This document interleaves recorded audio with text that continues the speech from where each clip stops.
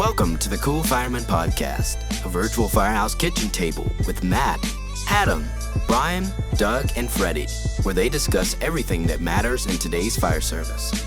Now let's get to the show. Going into stuff. Hey, what do you think of my poison ivy? Can't see it on my end. What? Oh, now I do. That's why I'm sitting further back than normal. Look at a rabbit. Because it's bad. I told him, I said, because I wear a white shirt, I was allergic to hard work, and I did a little bit this weekend, and that's what it was. That's awesome. Well, that's why you got two boys. I had one of them working, but if it wasn't using the axe and doing trucky work, he didn't want nothing to do it. He was busy splitting wood, and then when I wanted him to actually pick up and do things, he didn't want to do that. Like, squad work, like salvage and overhaul. He's like, nah, I'm not doing that. So Brian, I told him yeah. So your position now, are you equivalent to like a Tim McKay? Is that right, Doug? Is that what you? Oh, yes. Congratulations, I don't know who that is. He's our number 2 in command. Nice. Yeah. He's our deputy chief. Congratulations. I don't know who that is, but he sounds like he's a pretty cool guy. He's top. Yeah, he's our number 2. Okay. Yeah. Mm-hmm. Right hand man of fire cool. Chief. Yeah. Mm-hmm. So welcome to this week's episode of the Cool Fireman Podcast. Who's going to kick us off this week? Hey, y'all. Welcome in. This is Doug. Here's my rabbit. You can see him. That's Burt Reynolds right there. Check him out. He's just roaming around the bedroom. So, look, we're coming back after the first year with a returning guest, the one and only Kenny Mitchell from Operation Yellow Tape. Yes. Where Matt puts in the golf class. Yeah. What's going on, LT? What's up, brothers? Brothers. What's up? What's up? Dream. Yeah. Who's going to do our housekeeping this week? Oh, Jesus. Sorry. I'm breaking stuff in my wife's office. Gotta love it. So housekeeping. Thank you guys for liking, subscribing, and sharing, and all that good stuff. We appreciate y'all, man. This thing is brought to you in part by Unky's Seasoning, the man, the myth, the legend himself up there. Yeah. And Tom over at the Burn Box and the is it called the Fire Department Collectors Club? FD Collectors Club. Yeah, FD Collectors Club. And I'm gonna tell you what, man. Every month I get a burn box. He like tops himself. Yes. It's so, and I'm a humble guy. I'm not saying this just to toot the horn. Every box has been progressively better. It's this month. If you haven't got yours yet, I'm sorry. Brian's ruining it for you, but I had one in my cart that I was designing. Wow. A new radio strap, because mine has been around for 10 years and it's time for replacement. Do you know how bad? I open it and boom, brand new. Do you know how bad I've wanted to take this to work?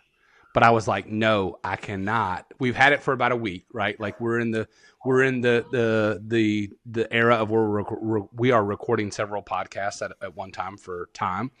And so we got this in between a little bit of a lull, but this box came and I was like, no, I've got to save this so that way I can show folks what we got. But I have been wanting to take this. The quality of this strap is pretty impressive for the fact that it's a subscription box. Yeah, no. It's not the cheap chintzy leather. Like, it's legit thick. It's probably 1/4-inch leather. It's legit. I've been using mine since I got it. Because like I said, I was in the process of ordering one, and it couldn't have come at a better time for me. It's perfect. It's going to work tomorrow. I need to get on board with that, Doug. I've watched you open your package a couple of times, man. I need to get on board with that. I like that. Yeah. Tom is doing big things, man. He's an FDNY guy, just a solid dude. The Collectors Club's awesome. I was never a big coin patch guy until we got hooked up with him. And dude, these coins are the same way. Every month, I'm like, dude, that thing is awesome. You see some of these cool logos. I'm wearing a Boston sweatshirt right now, but you see some of these cool logos from across the country of different departments and the pride they have in them. It's awesome, man. Awesome. And just some of the tools that are in the burn box. Like a couple months ago, we got a Gerber tool. I used 2 of them this morning. I went to have to force entry to a house, and I used 2 of them before I went to the forcing the door thing. But I tried the soft entry first, so I used 2 of them this morning. Wow, no doubt. Gotta love it. Y'all support Tom, man. He's awesome. He's doing good things. He's supporting us. We're supporting him. Y'all support him. Appreciate it. Definitely. So, for sure. Y'all want to do the moment of silence now? Yes, let's do it. Okay, let's do that.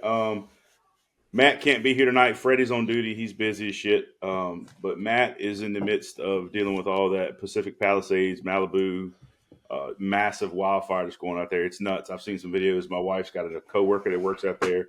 Thankfully, they're all safe, but it's going crazy out there, man. So he's driving that bulldozer that's pushing all the rich people's cars off the side of the mountain. Yeah, we didn't want to initially say that, but we said we were going to. Matt, the videos you've seen of the bulldozer pushing the cars off the road, that was Matt. Yeah. Well, my brother who lives in LA County sent me a video of the ash that has fallen on his doorstep. It is unreal. Like snow. And it is like snow. And so if we come out of this without a line of duty death, I'll be surprised. Wow. But we've had several in the last couple of weeks. We've already recognized some of them, but I'm sure there's been some since then. So we're going to do as we normally do, and we'll have a little short moment of silence for the fallen brothers and sisters. yes, sir.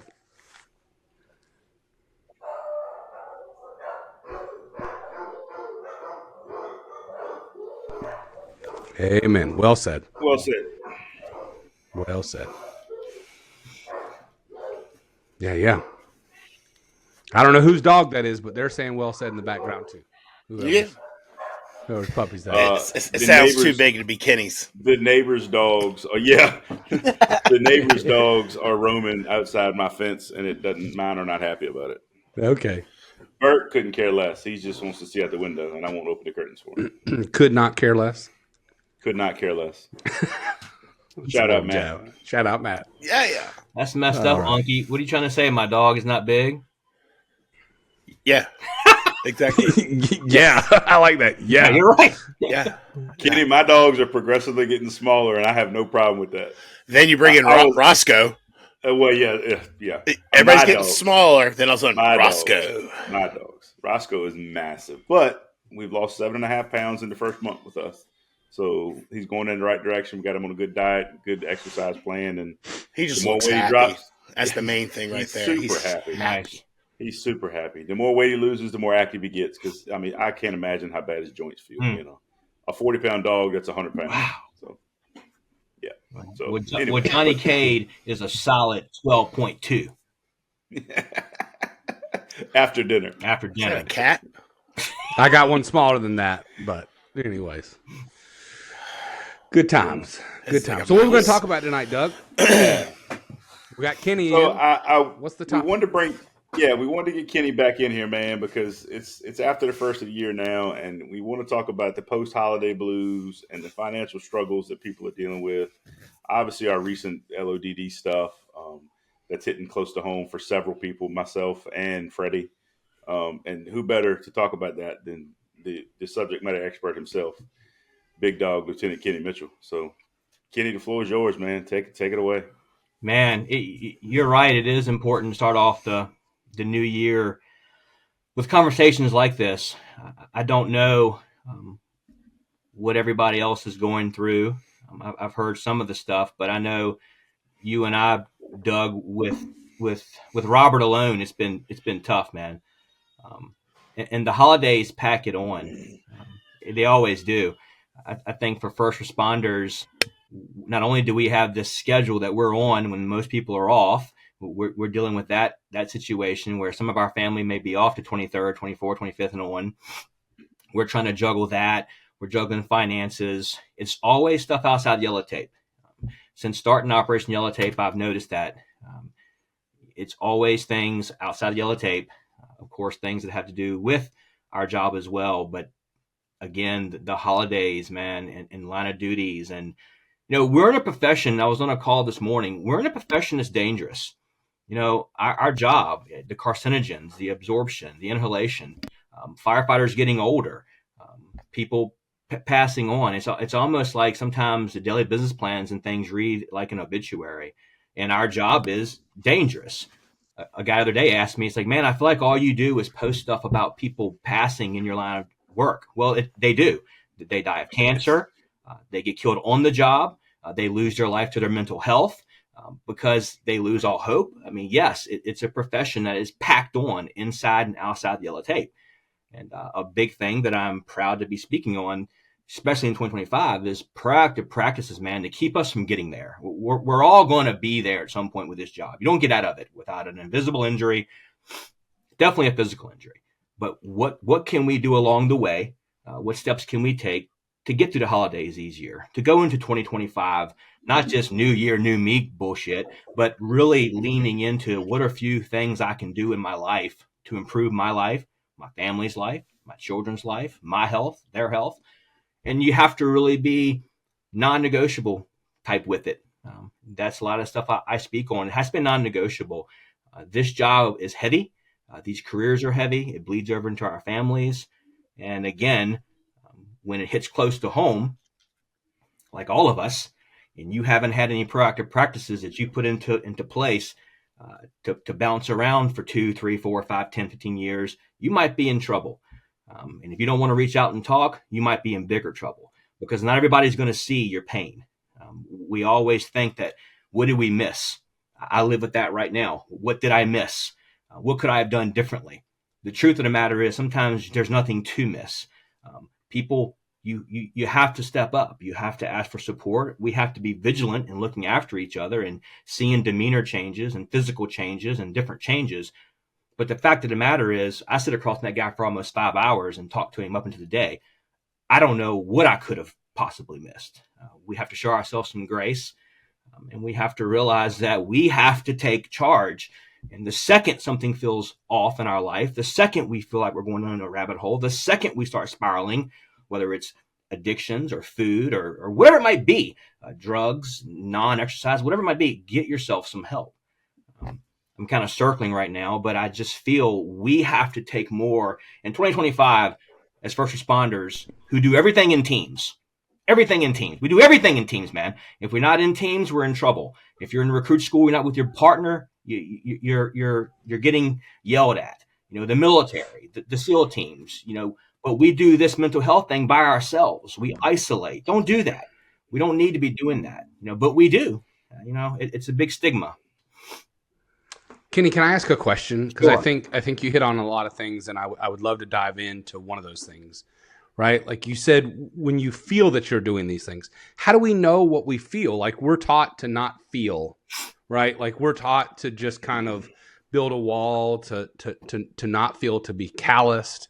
You know, we're almost taught, and this is Doug, I'm not doing a jab back at you, right? But like, we're almost taught to celebrate. It's like, take the picture at the fire, right? Like, to celebrate those things. But then how do we know what we feel and when we feel is appropriate or not appropriate, right? Like, how do we know? So for those people that are listening to this, what should be their trigger? Yeah, I get asked that one a whole lot, and I love that question. And there's multiple ways of answering it, but I tell everybody, including myself when I was struggling, no doctor, no counselor, you will be the first to feel the symptom. Others may see some things, but you will feel the first symptoms. And to answer your question, just what you. I mean, are you getting more upset over calls and watching CPR being done? Do you find yourself like I was in my car, beating my steering wheel to where I was breaking it? Are you arguing over the most ridiculous things? You know, and you know what sets you off and what is normal and what is not. So I tell everybody, you will feel a change, and you may not want to admit it. That's the hard thing about it. I didn't want to admit that I was in rooms where CPR was taking place, and I was looking on the refrigerator at the people's family, and I couldn't leave the call. I found myself coming home. You know, are you not working out like you used to do? Are you neglecting things you used to love? Are you eating worse than ever? Are you drinking more than ever? You know what you're doing.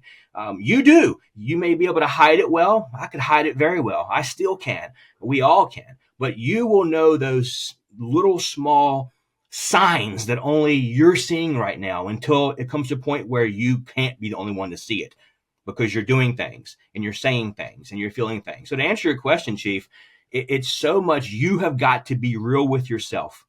Are you having irritability that's not normal? Are you picking arguments that are for no reason? Are you isolating? Are you fighting with your family? Do you have zero patience with your children? Are you eating like shit? Are you picking fights with B shift, C shift, whatever it might be? You know when you're struggling. So look in the mirror at the person that can't lie to you, which is you, and say, okay, I know I'm kind of a hard ass at work. The job's never really bothered me.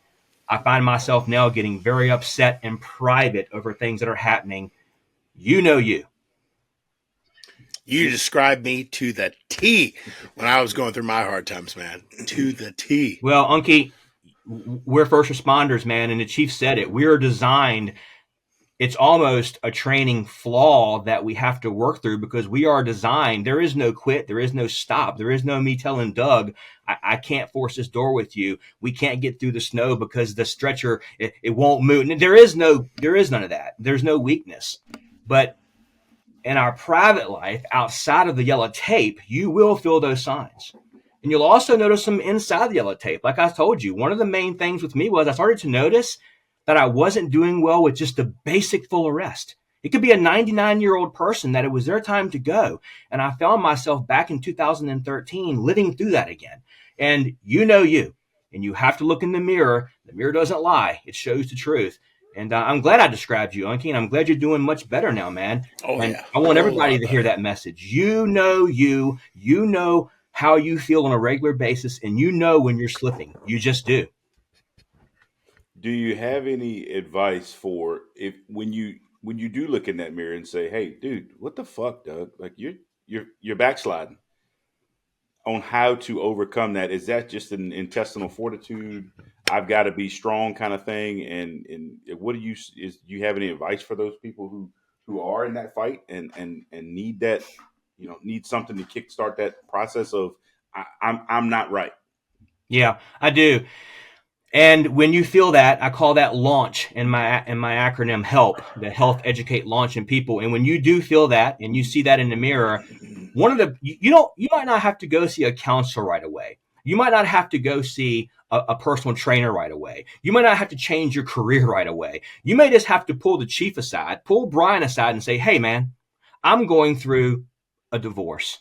I'm going through a child custody battle. I am gaining weight like you wouldn't believe. I am going through this financially. Hey, Brian, I know you've had something happen in your life. What did you do, brother, to get through it? And you would be shocked at what Brian, Doug, Unky, the whole crew, what they might say back to you. It might not be related to your problem. It might not be related to fixing it, but it is. We all fluently speak the language of pain. So when you pull Chief aside and say, hey, man, I'm not feeling myself. I don't really want to talk to a counselor. I don't really want to talk to a therapist yet. I'm not ready to go to a dietitian. I'm not ready to take any medications. But what did you do, Chief, to get through your issue? And he's going to tell you because he's been through things. He's had things happen in his life, inside and outside of yellow tape. And you take what he says and you kind of plug it into your life. And then you ask somebody else. And then it may progress into seeing a therapist. It may progress into getting a physical. It may progress into checking your testosterone. It may check into losing some weight, gaining some weight. But the first thing you do is pull a brother or sister aside and say, hey, man, hey, lady, I am struggling with this, this, and this. I know you probably had some struggles. How did you get through to be sitting here today? Dude, Yeah, I did that to my something. captain. Whew. When I was going through my divorce, I pulled my captain aside, and I was just kind of dazed out.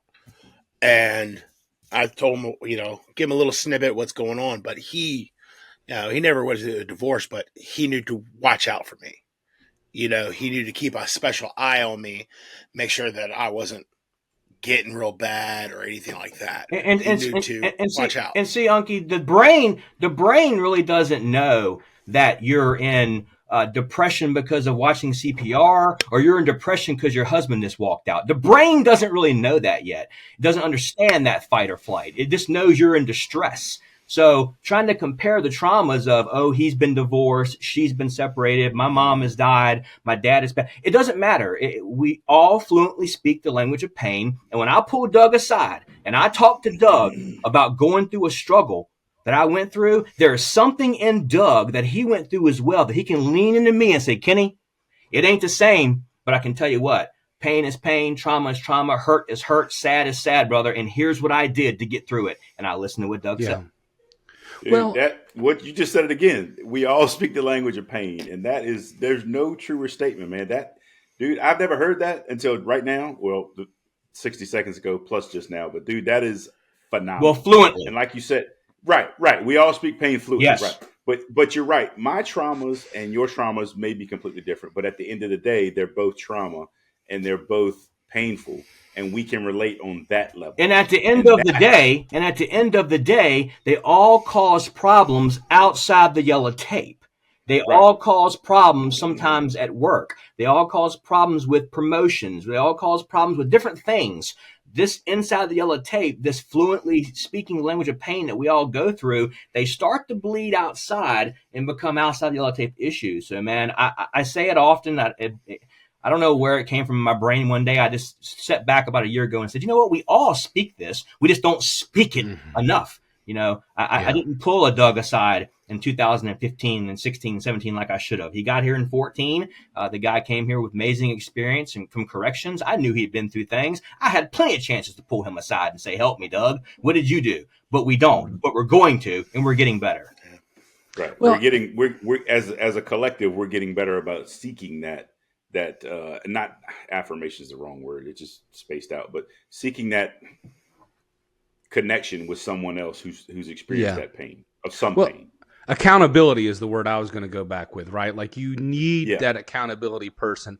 And that's what I was going to say, Kenny. Sometimes I know you use the analogy of the chief, but sometimes it's a fellow firefighter, right? Someone that you can relate to, that it's just a par check. I love, Unky did this a couple years ago. He sent us all hoodies, and he has a buddy of his who has Fat Apparel. And on the back of it, it says par check.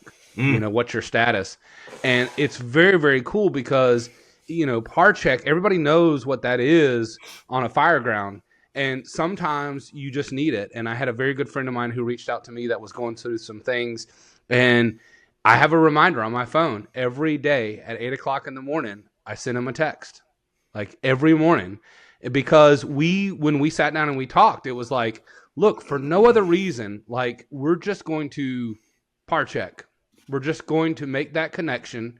We may not physically talk. We may not physically connect, but we're going to do that. And there are some days we don't do it, and we loop back, right? Like every couple of days, hey, I'm sorry I've gotten busy or whatever, but I want you to know that we're still connecting. And I'm not a chief to them and not anything, but more importantly, regardless of rank, we're friends, right? And that's what's important in my mind, is just finding that someone that you can connect with. Something that's really hit home with me since I got on peer support over a year ago is even the littlest things that happen that I know about, I try to stay in touch with that person. Yes. We had a guy I went to paramedic school with, or class rather, not paramedic school. We went through the paramedic program that we proctored together. He had an injury on a job. It's been about a month ago. And several times since then, hey, dude, you good, man? You need anything? Is there anything I can do for you? Because he's sitting home laid up. He's obviously he'll get to light duty eventually, but initially, for 4, 5, 6 weeks, he's probably laid up at home with nothing to do. He's just losing his mind. And that's some of the small, hey man, you need anything? And that's some of the things that frustrate me about peer supports around the country. It's if we're on the peer support team, 50 of us, and we've all decided to take that oath where we're not going to share that Brian is going through an issue. When Brian has an issue, in my personal opinion, and some don't like it, all 50 members should know about it. You know why? Because maybe Brian's issue was he ran a pediatric drowning in 2024. Well, now he's doing trade time with you in 2026, and you guys run another one. And you happen to be on the peer support team when you heard that Brian was struggling with that pediatric drowning. You should know, going back to the station, that 2 years ago, Brian had an issue with a pediatric drowning. Now, some fire departments, some peer support teams don't do that. It's like this individual, unless I reach out to you. No, if you are struggling, your peer support team leadership should call the group, whatever it might be, and say, Kenny Mitchell, assigned to company 16A, is struggling with this type of incident right now. So if you run across him, don't bring it up to him. Just maybe talk to him. How's he doing? What's up? How you doing? Pumping gas. But just know, in 1, 2, 3, 5 years from now, if you see him on a call and you're running the same call with him, that might be a trigger for him. It might hurt him. You might want to talk about it. We need to get better at that across the country. Something to that note, Kenny, is we talk a lot about in the peer support circle about how do you become approachable for certain people? Are you someone who someone would want to come talk to? Well, if we do what Kenny just said, if we share amongst the peer support group, it's all a confidentiality thing. However, we are all bound by that confidentiality. So why can we not know about what's going on with Kenny Mitchell? If Kenny Mitchell reports to John Gannon and he's got X problem, John Gannon should tell all of us. Yes. And then at that point, hey, can anybody relate to this closer than I can, because I don't have personal experience with this? So we'll use divorce. Kenny, you're going through a bad divorce. It's messy. There's kids involved. Can anybody relate? You know what, John? I've got firsthand experience myself. Next time I see Kenny, I'll casually start a conversation. Right. But that allows the entire group collective to say, who's going to bond with Kenny the best in this situation to provide him the best resources that we can. Right. And it's utterly embarrassing to be sitting somewhere, and it's happened to me. I was on a peer support team from 2009 until 2024. And you're talking to a person and they're telling you, well, I really can't talk about what's happening. We're both on a peer support team, Jack. I've been on the team for 15 years. You've been on this team for 2. What do you mean we can't talk about it? It's very frustrating. It happens all over the country, not just in certain departments, but other departments, they've got it down. You're right, Doug. Everyone, all of your 50, 57, doesn't matter. They all should know what's going on.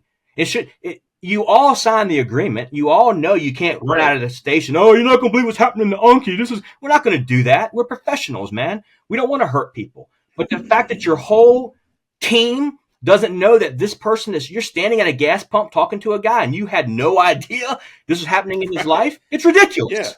Yeah. I kind of want to switch questions a little bit if I can. How does, or what systems are in place for peer support teams to take care of each other? Y'all carry I don't want to say a big burden, right? But that's a lot of responsibility. I just listened to y'all talk about how you carry the burdens of others. And so my question is, as you guys go around and talk about setting up peer support teams and things, what self-care do you give for each other? Because I'm sure there's somebody who is the unofficial peer support or the chaplain of their own department, and maybe they're not doing the self-care for themselves, or they're their own one-man band peer support. What tips do you have for them to kind of care for themselves? Because they may not have anybody to go to.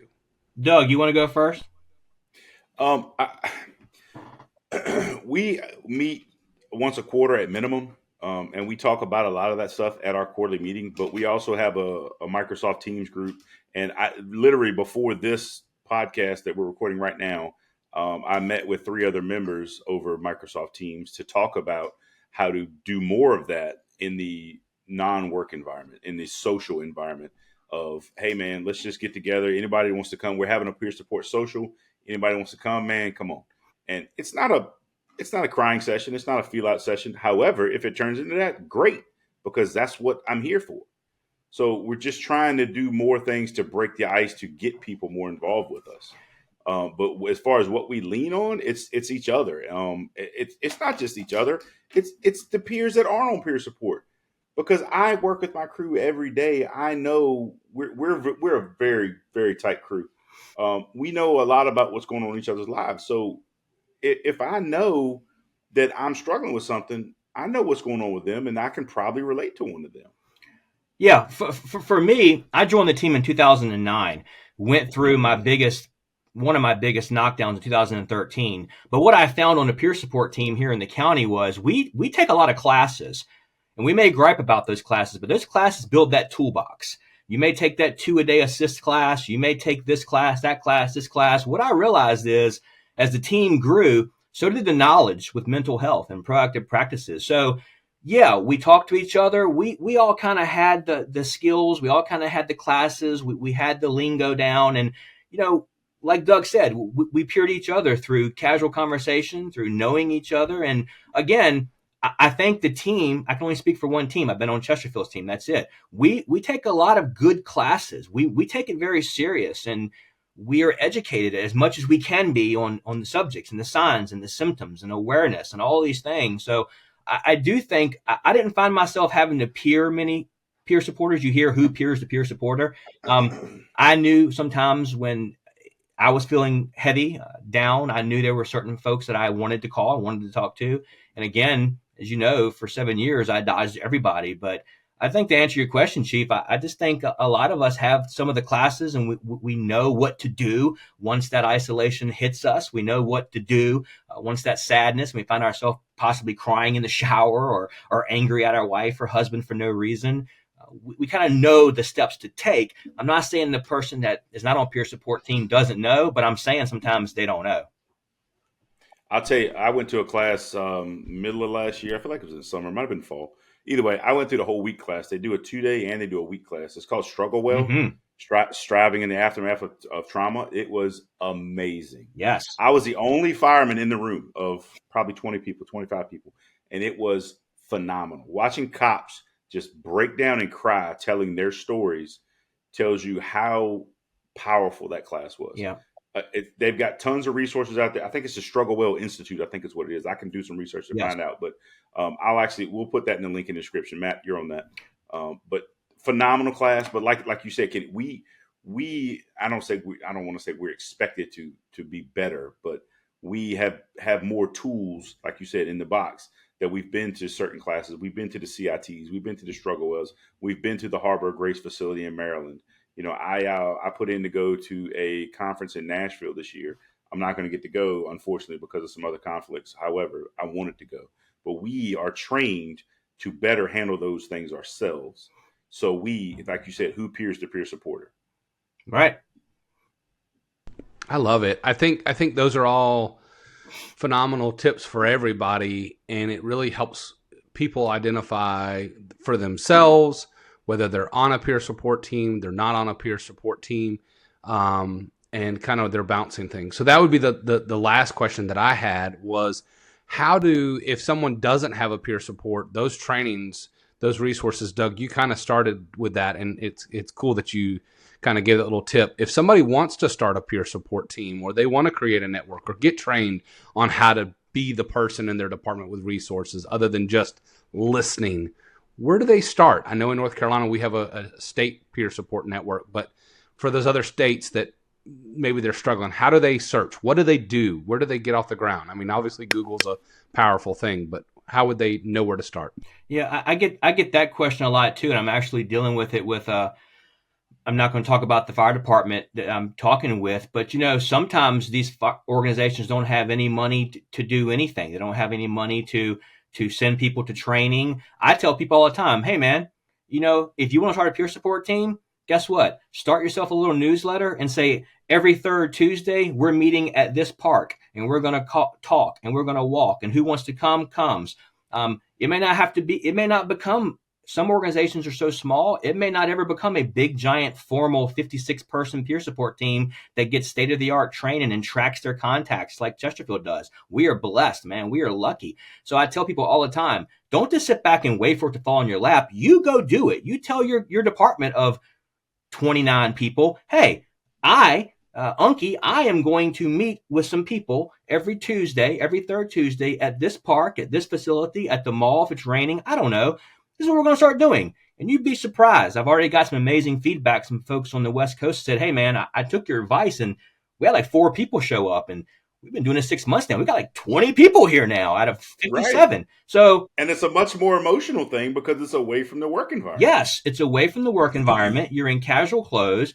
If you don't want to drink, you can not drink. You can go work out. You can walk. You can do a dog. I had a group in Chicago. I had do a dog walking Tuesdays. They got their dogs together. Their dogs are going all crazy. It was fun.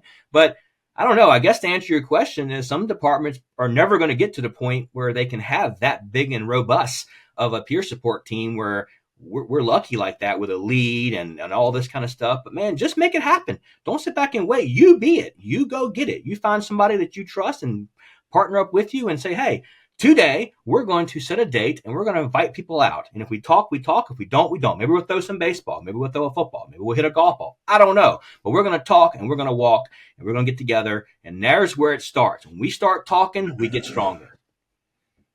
That's the conversation I had with the peer support folks before we got on this was about that. What can we do that's not going to just have folks sitting around and not engaging? We need to do something that's going to cause engagement and spark and make you have conversation, whether that be we're going to go play poker, we're going to go throw axes, we're going to go to Drive Shack or Top Golf, something that's going to make you start talking to each other. Yeah, I don't. Once that ice gets broken, it goes. Yeah, I don't want to bust the bubble and talk what I'm about to do, but I'm about to do an Operation Yellow Tape little small event. And it's a cornhole event, but on the cornhole bags is an issue. It may say a word, and when you throw those bags down range, those people look at it, and they can decide to talk a little bit on that subject. And Perfect. It's going to be fun. Perfect. It's nothing really heavy. It's nothing really going to have you on your knees crying, but it's going to start the conversation, because before you throw them back, what's your bag say? Oh, my bag says blankety blank. Tell me about it. And we're going to talk and throw them back. And then we're going to swap out bags each throw. So that's awesome. It's just getting people to talk, and it's hard to do. And, Brian Chief already hit on it. We're not designed to sit around and, Doug, we don't do it. We hide it, and we hide it from our families the best we can. But we're getting better. I think 2025 is going to be a strong year, especially with Operation Yellow Tape. I am taking the turn to the right, and it is Chief already said it. It's accountability. You're going to be the first one to feel those signs. You have got to ask for support. I love it. Man, this has been a good show. It's been a good show. Doug, you want to kind of close this out? We're probably right at that 30-minute mark, I know, and I hate to do it. Yeah, it looks like 36, but again, we're not hard fast to that, man. I could talk. I could talk to Kenny every day, man. I love hearing Kenny put his message out there. I love Kenny promoting his stuff and what he's doing. You see it on his socials. He's going to give you those in a minute, but I love that you left the job in good standing and are still trying to do good things for people, because at the end of the day, people is what matter.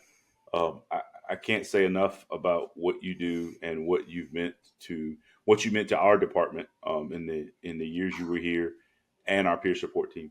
So thank you for that. By all means, go ahead and plug whatever you need to now. You just talked about an event, but drop your socials. We'll put them in the comments or the description also. But by all means, drop all that stuff now. Plug whatever you need to plug, man. Do what you got to do. Yeah, I don't have much to plug, man. I just appreciate you guys so much. I've been listening to this podcast from the very beginning. Unky will tell you, we go to Pale Horse Coffee and we talk about this podcast. You guys are doing big things. The conversation is shifting. All I'll say is, if you're interested in joining my newsletter, it's the Operation Yellow Tape newsletter. You can just go to my website, kenmitchelljr.com. Within 10 seconds, it'll pop up. Join the newsletter. You can follow me on Instagram at Kenny Mitchell Fire. I can be found. I want people in 2025 to stay here. I'm so tired of hearing "rest easy, brother," gone too soon. I'm tired of that, man. And we all need to be tired of that. And you, in the mirror looking at Kenny, you need to be tired of that too. So accountability, strong inner circle, feeling good about, I say, being loud and proud about your problems. It's okay. Step forward in 2025 and don't be a gone too soon or rest easy sister. We want you here. We want you to stay here. And I appreciate y'all so much having me back for a second time. I love this podcast. You're doing big things. Keep doing it. Thanks, Kenny. Love it. Thank you, guys. All right. Unky, you want to send us out of here? You want Kenny to do it? Go ahead. Does Kenny know what to say? How do we close it? We say, roll it, Gigi. It's a baby talking. Yeah, there you go. Roll it, Gigi. Roll it, Gigi. Before you leave, hit that subscribe button, turn on notifications, and give these firemen a huge thumbs up. Also, make sure you check out thecoolfireman.com for more. Thanks!